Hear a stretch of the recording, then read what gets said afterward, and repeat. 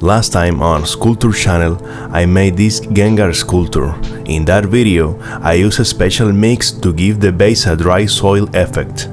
In this video, I will show you how to do it. So, let's get started. For this mix, we need sand, wood dust, wood glue, patching plaster, wood bases, and some acrylic paints.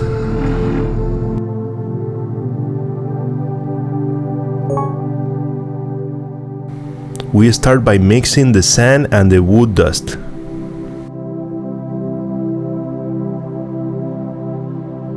Then we apply the wood glue.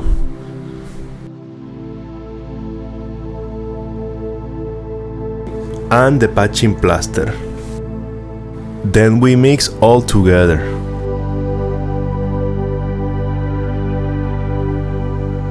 Finally, we add the acrylic paint color that we want, and the end result should look like this. Now it's ready to apply.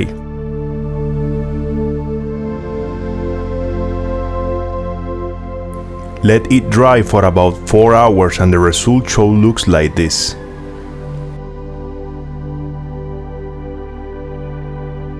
Now you can paint and decorate it the way you want. This technique is perfect for all those who want to make the base of their miniatures and sculptures in a more realistic and organic way.